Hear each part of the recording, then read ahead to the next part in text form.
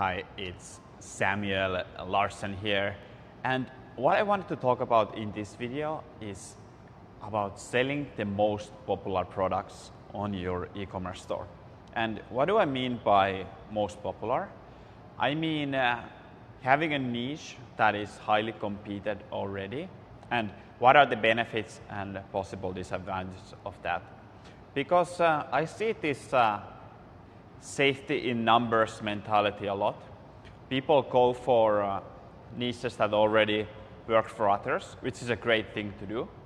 However, there is a problem there if everybody's going for the same kind of products.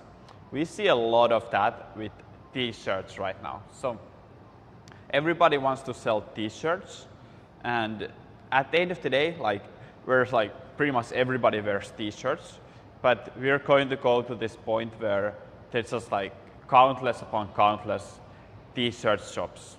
Now, this is kind of like a herd mentality where people are just doing what other people are doing, and there is benefits and disadvantages of this. And the great thing is that it obviously works, and it works to some degree, you know. So you can make a little bit of money with that. Now, on the other hand, it works, but obviously it's highly competed. It's a big market, but it's a competed market. So you are going to have to beat a lot of other stores that likely are quite similar to yours, even if you try to differentiate yourself. There's just so many stores in that niche, somebody's likely to come close. Now, if you are going to go with a niche like this, I definitely recommend that you put your own spin on it.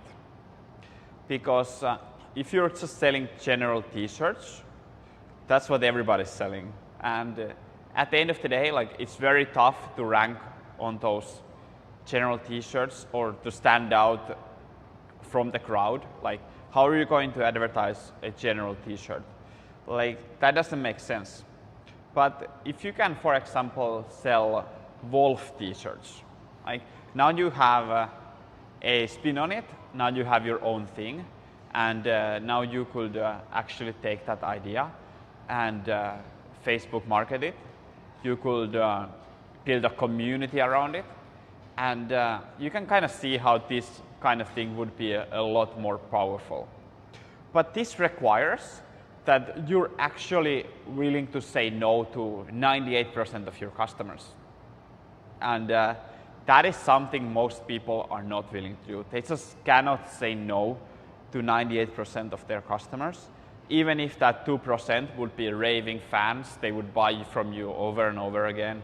They would tell their friends, and that would be like their ideal customer, so to say. But with these kind of things, like going for a very specific niche store, it really comes down to this old marketing saying, like, there's always gaps in the market, but you have to know and question whether there is market in that gap. So United States, Canada, North America, there's 400 million people. Imagine that's just like insane amount of people with purchasing power. So there's this huge market, and you can definitely find gaps in that. I don't care if it's 2017, 2018, whatever year it is, there's always going to be gaps appearing and disappearing. So if you can find a segment of the market that is underserved or served badly, you can move on to that position and take over, basically. So that's what you want to do if you are selling a general products like t-shirts, for example. Now, you also want to be an industry that has somewhat of a good trend. So you want to be an upward trending industry. It doesn't necessarily matter so much whether it's popular or not, but you want to be in an industry that in general is at least not going down, that is not shrinking, because in shrinking industries, the competition gets really fierce and the margins go down. It's just something you don't want to be part of. So keep these in mind and you'll do well.